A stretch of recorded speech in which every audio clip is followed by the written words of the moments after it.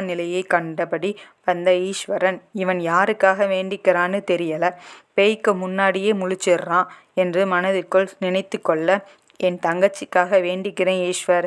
எனக்கு முன்னாடி பேய் முழிக்கல, என் தங்கச்சி முழிச்சா அவள் தரிசனம் கிடைச்சது எதிர்பார்க்க முடியாத அளவு என்று மீண்டும் கண் திறவாமல் கூற, ஈஸ்வர் முல்லை எழுந்துவிட்டாள் என்றதும் வேகமாக குளிக்க சென்றான்.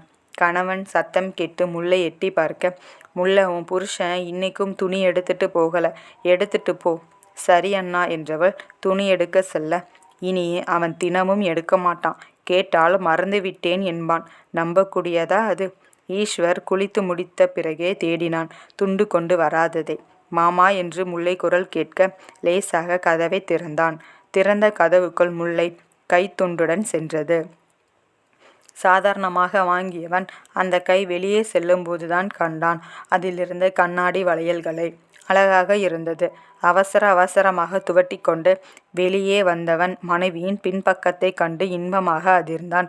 பெரிய மாற்றம் செய்யவில்லை, சிறிய மாற்றம்தான். ஆனால் அதுவே பெரிதாக தோன்றியது.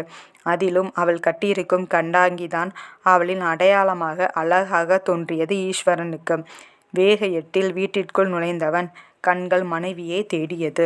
முல்லை விளக்கு ஏற்றி கொண்டிருந்தாள் பூஜை அறையில். விளக்கு ஒளி முல்லை முகத்தில் பட்டு புது தேஜஸை கொடுத்தது அவளுக்கு.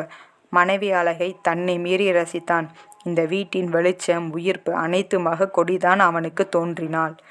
அழகி, பேரழகி, உலக அழகி என பலரை கடந்து வந்தபோது யாரிடமும் ஒரு நொடி கூட நிலைக்காத பார்வை முல்லை மீது நீண்டு கொண்டே சென்றது. மாமா, ஆரத்தி எடுத்துக்கோங்க என்று தட்டுடன் நின்றவள் முகத்தை பார்த்து கொண்டிருந்தவனுக்கு அவள் கூறியது காதில் ஏறவில்லை. உறைந்து இருந்தான். தானே அவனுக்கு பொட்டு வைத்து விட்டவள் கழுத்தில் தங்க நகை இல்லாததே மிக பெரிய குறையாக உணர்ந்தான். பெண்களுக்கு எப்போதும் தங்க நகை தனி அழகை கொடுக்கும். முல்லை கழுத்தில் இல்லாததை நினைத்தவன் தன் மீதே கோபம் கொண்டான். சீக்கிரம் முல்லைக்கு நகை வாங்க வேண்டும். இனி வரும் பணங்களில் முதலில் மனைவி தேவைகளை சரி செய்ய வேண்டும் என்று முடிவு செய்து கொண்டான். அவள் சலங்கை சத்தம் இனிய சங்கீதமாக கேட்டது.